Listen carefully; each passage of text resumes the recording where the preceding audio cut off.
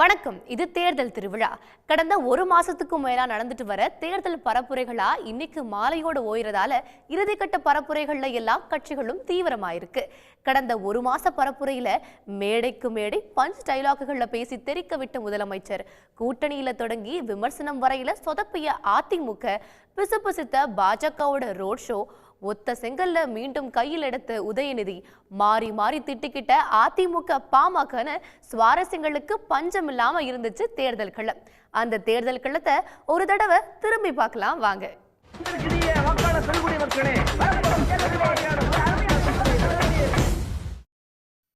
தமிழ்நாட்டுக்கு கஜினி முகமது அடுத்தடுத்து படையெடுத்தது மாதிரி மோடி 8 தடவை வந்து ரோட் ஷோலாம் நடத்தி வாக்குகளை வாங்கிடணும்னு முயற்சி பண்ணிட்டு இருக்கும் போது ஒரே ஒரு நாள் தமிழ்நாட்டுக்கு வந்து மோடியோட மொத்த முயற்சியும் சில்லு சில்லா உடைச்சிட்டு போயிட்டாரு ராகுல் காந்தி.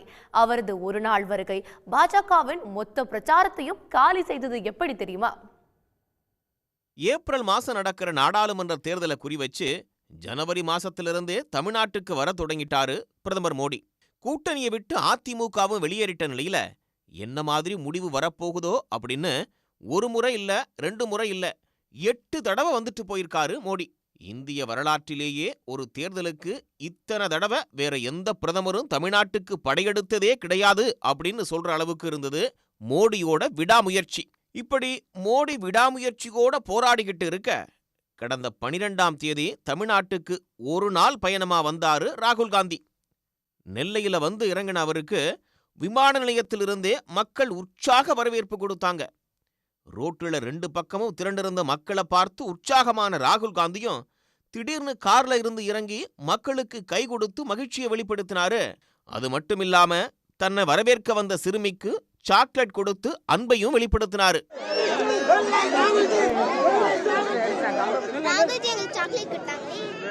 நெல்லை கூட்டத்தை முடிச்சுக்கிட்டு அன்னைக்கு சாயங்காலமே கோவை பொதுக்கூட்டத்துக்கு வந்த ராகுல் காந்தி வர்ற வழியில இருந்த ஒரு இனிப்புக கடையை பார்த்ததும் வண்டியை நிறுத்த சொல்லிட்டு சாலை தடுப்பெல்லாம் தாண்டி போய் திடீர் விசிட் அடிச்சு அங்க இருக்கிறவங்களுக்கு இன்ப அதிர்ச்சி கொடுத்தாரு. அந்த கடையில மைசூர் பாகு வாங்கின ராகுல் காந்தி கிட்ட இது யாருக்கு அப்படின்னு கடை ஊழியர்கள்லாம் கேட்க எனது அண்ணன் ஸ்டாலினுக்கு அப்படின்னு பதில் சொல்லியிருக்காரு ராகுல் Gandhi.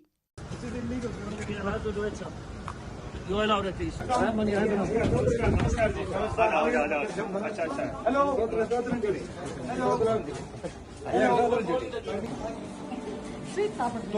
what sweets are we getting? क्या खाएगा? Mysore pak करना. So who are you getting sweets for? My brother Stalin. My brother Stalin. இது ஏமா இத எடுத்து இந்த ரோஸ் கலர் இருக்குல்ல அது Thank you.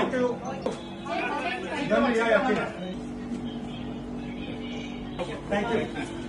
கோவையில மாநாடு மாதிரி திரண்ட பொதுக்கூட்ட மேடையில ஏறியதும் ராகுல் காந்தி கடையில வாங்கின ஸ்வீட்டை முதலமைச்சர் மு.க. ஸ்டாலினுக்கு கொடுத்து சகோதர பாசத்தை வெளிப்படுத்தினார்.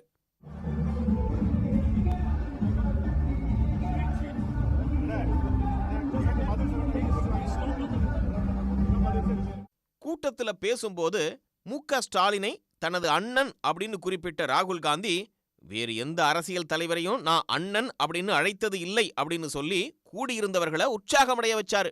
My brother Stalin, elder brother Stalin. I don't call any other politician brother, huh? என்னுடைய அண்ணன் மு.க. ஸ்டாலின், நான் வேறு யாரையும் இப்படி அழைப்பது இல்லை. ராகுலோட அன்பு பற்றி எக்ஸ் பக்கத்துல பதிவிட்ட முதலமைச்சர் அன்பிற்கும் உண்டோ அடைக்கும் தாழ்னு சொல்லி ஜூன் 4ஆம் தேதி ராகுல் காந்திக்கு இனிப்பான வெற்றி கிடைக்கும் அப்படின்னு உறுதியளிச்சிருக்கார். கோவையில திரண்ட கூட்டத்தை பார்த்து உற்சாகமான ராகுல் காந்தி தன்னோட இன்ஸ்டாகிராம் பக்கத்துல ஸ்பார்டன்ஸ் பட வசனத்தோட வீடியோவை வெளியிட்டு மகிழ்ச்சியை காட்டினாரு.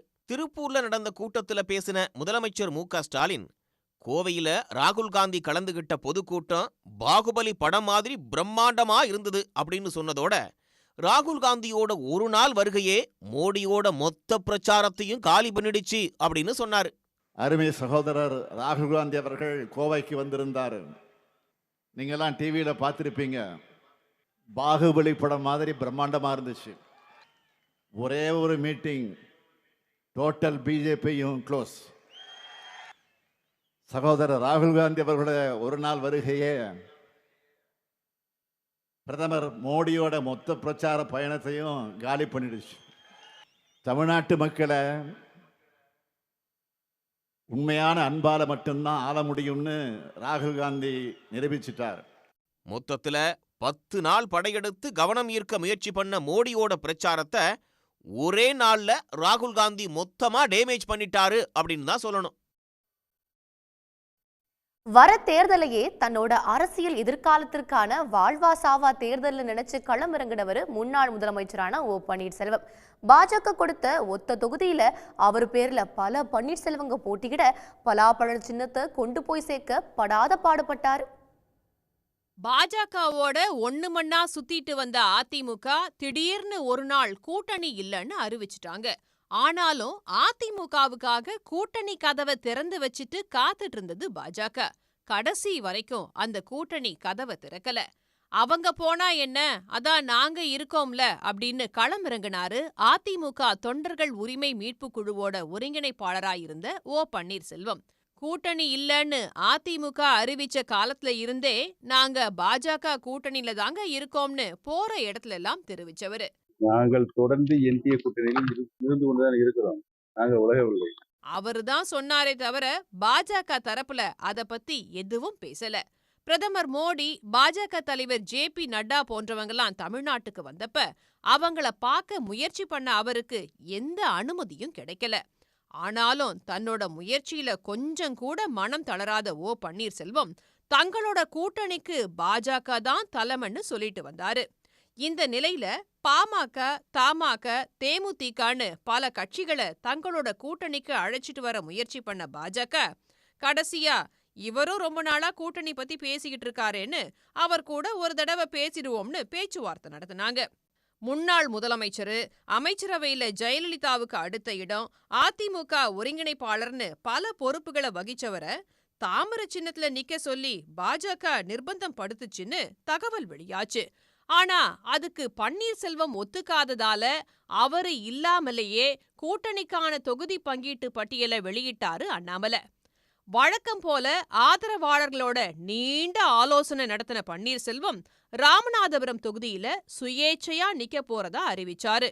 இதுக்கப்புறம் தொகுதி பங்கீட்ல ஓபிஎஸ்க்கு ஒரு சீட் ஒதுக்கப்படுறதா அறிவிச்சாரு அண்ணாமலை. எல்லாம் நல்லா போயிட்டு இருக்கு, இனி தேர்தல்ல ஜெயிக்கிறோம், ரெட்டை இலைய மீட்கிறோம், அதிமுகவை கைப்பற்றோம்னு பல கனவுகளோட இருந்தவரை ஒரு 5 பேரு கடுப்பாக்கி விட்டுட்டாங்க. ஆமா, பன்னீர்செல்வம்ன்ற பேர்ல 5 பேரு சுயேச்சையா வேட்புமனு செஞ்சாங்க. வாளி சின்னம் தான் வேணும்னு ஓ பன்னீர்செல்வம் ஆசைப்பட அதையே அடம் பிடிச்சு வாங்கிட்டு போயிட்டாரு மற்றொரு பன்னீர்செல்வம். திராட்சை கிடைச்சா நல்லா இருக்கும்னு இவர் யோசிக்க மைண்ட் வாய்ஸை கேட்ச் பண்ணி அதை எடுத்துட்டு போயிட்டாரு இன்னொரு பன்னீர்செல்வம். ஒரு வழியா பலாப்பழத்தை ஒரே அமுக்கா அமுக்கி சின்னமா மாத்திக்கிட்டாரு ஒரிஜினல் ஓ பன்னீர்செல்வம். அதுக்கப்புறம் சின்னத்தை வாக்காளர்கள் கிட்ட கொண்டு போக பல முயற்சிகளை எடுத்தாரு பன்னீர்செல்வம்.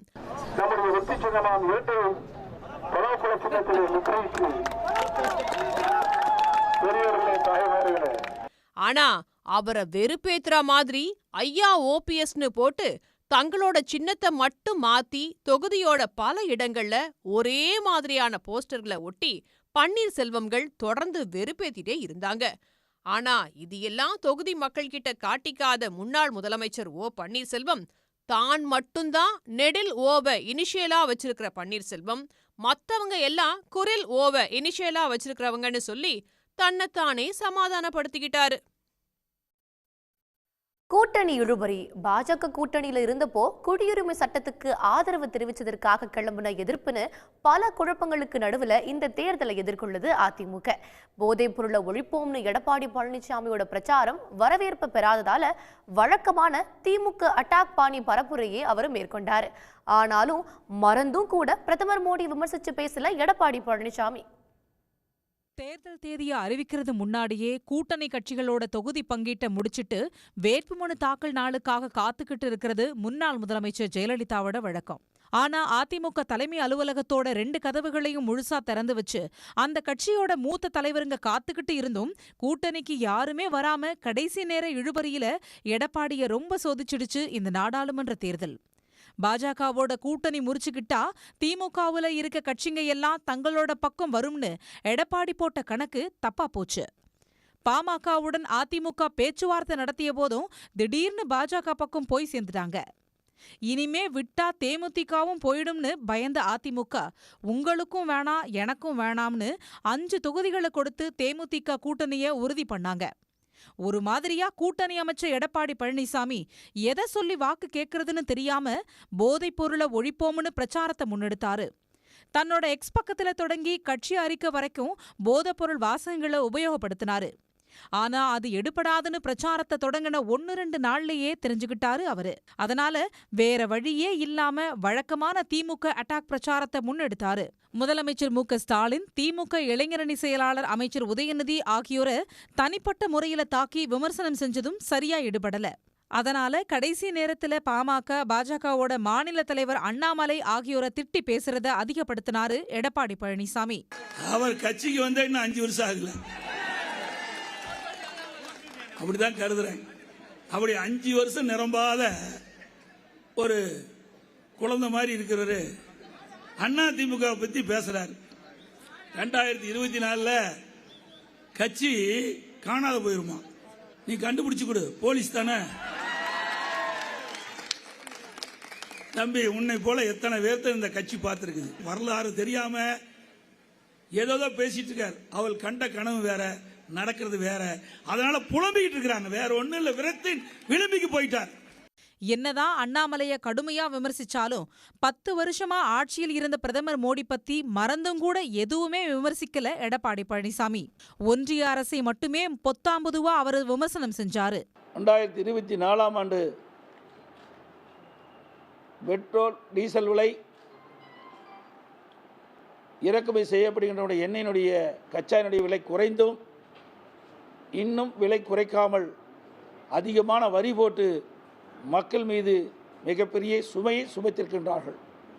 அவர்கள் அடிக்கடி மாறி மாறி மத்திய அமைச்சர்களுக்கு வந்து செல்கிறார்கள். ஆனால் மாநிலத்தில் இருக்கின்ற பிரச்சனையை உணர்ந்து அதற்கு தீர்வு காண்பது என்றால் இல்லை. அது தெளிவாக தெரிகிறது. தமிழ்நாட்டு மக்கள் பாதிக்கின்ற பொழுது, தமிழக மீனவர்கள் பாதிக்கின்ற பொழுது அந்த பாதிப்பிலிருந்து மீட்டெடுக்க வேண்டும் என்பதுதான் அனைத்து இந்திய அண்ணா திராவிட முன்னேற்றக்கூடிய நிலைப்பாடு.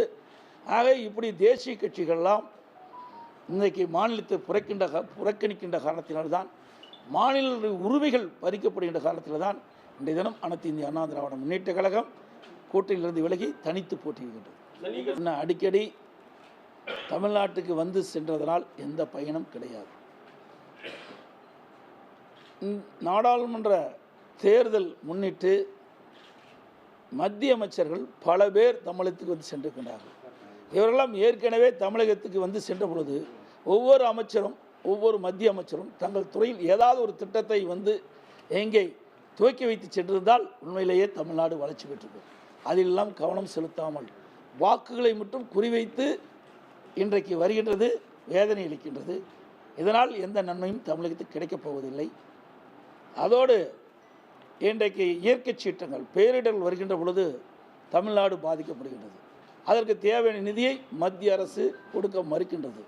அதே மாதிரி பாஜக கூட்டணியில இருந்தபோது இஸ்லாமியர்களுக்கு எதிரான CAA சட்டத்தை ஏன் ஆதரிச்சீங்க? தேர்தலுக்கு பின்னாடி பாஜகவோட கூட்டணி வைப்பீங்களா அப்படின்னு எந்த கேள்விக்கும் எடப்பாடி பழனிசாமி பதில் சொல்றது இல்ல. என்ன முதலமைச்சரா பார்க்க மாமியார் ஆசைப்பட்டாங்கன்னு உணர்ச்சி வசப்பட்டு பேசின 2 மாசத்துல நள்ளிரவுல மனைவியோட ஒப்புதலோடு எடுக்கப்பட்ட முடிவுப்படி தன்னோட கட்சியை பாஜகவில் இணைச்சாரு சரத்குமார். அந்த பரபரப்பு குறையறதுக்குள்ளேயே மனைவி ராதிகாவுக்கு பாஜகவில் ஒரு தொகுதியும் வாங்கினாரு அவரு. ஒரு ஆக்ஷன் ஹீரோவா பல படங்கள்ல சரத்குமாரை பார்த்த ரசிகருங்க அவருக்குள்ள ஒரு பாசக்கார குடும்ப தலைவன் இருக்கிறத இந்த தேர்தல்ல பார்த்தாங்க. கவுன்சிலர், MLA, MP இந்த மாதிரி படிப்படியாலாம் இல்லாம ஆனா முதலமைச்சர் தான் அப்படிங்கிற உயர்ந்த லட்சியத்தோட கடந்த 2007 அகில இந்திய சமத்துவ மக்கள் கட்சியை தொடங்கினாரு சரத்குமார். பாஜக, அதிமுக, மக்கள் நீதி மையம்னு தன்னோட லட்சியத்தை சுமந்துக்கிட்டு பல கட்சிகளோட கூட்டணி வச்சாரு சரத்குமார். ஆனா 2011 தேர்தல்ல 2 MLAக்கள் ஜெயிச்சதை தவிர பெருசா எந்த வெற்றியையும் அந்த கட்சி பார்க்கல. தொடர் தோல்விகளால ஓய்வுல இருந்த சரத்குமார் கடந்த டிசம்பர் மாசம் நெல்லையில கூட்டின கட்சி கூட்டத்துல தன்னை முதல்வரா பார்க்கணும் அப்படின்னு தன்னோட மாமியார் ஆசைப்பட்டதா நெகிழ்ச்சியா பேசினாரு. நான் எங்கள் மாமியாருக்கு கீழே விழுந்து அடிபட்டு போச்சு.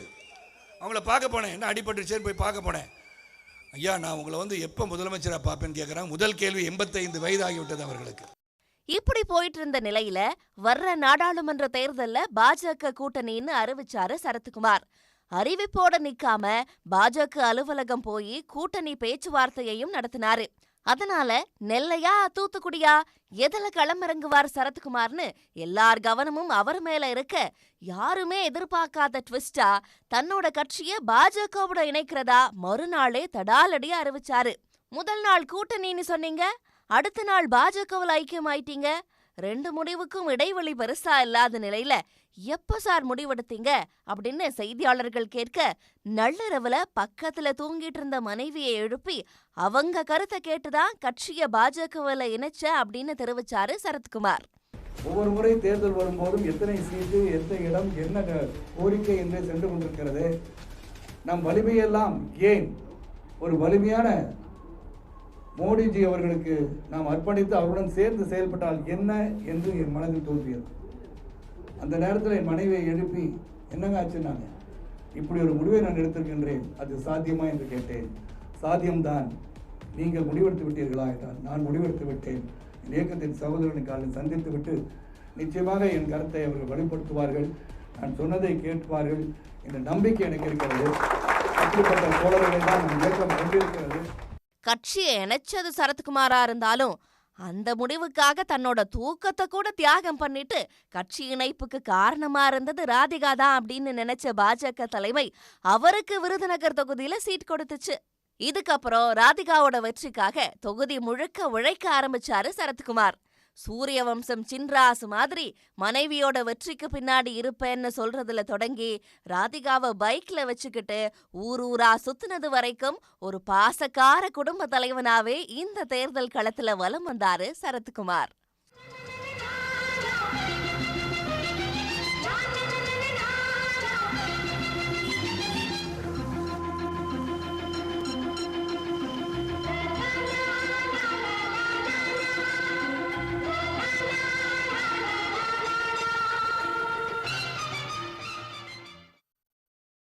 கூட்டணி, பரப்புரை, ஒருவருக்கொருவர் விமர்சனம்னு கோடை வெயில விட தமிழ்நாட்டுல தேர்தல் களத்துல தான் அதிக அனல் அடிச்சிட்டு இருக்க நிலையில மக்கள் என்ன முடிவெடுக்க போறாங்கன்னு ஜூன் 4ஆம் தேதி தெரிஞ்சிடும். உடனுக்குடன் செய்திகளை தெரிந்து கொள்ள சன் நியூஸ் பெல் ஐகானை கிளிக் பண்ணுங்க.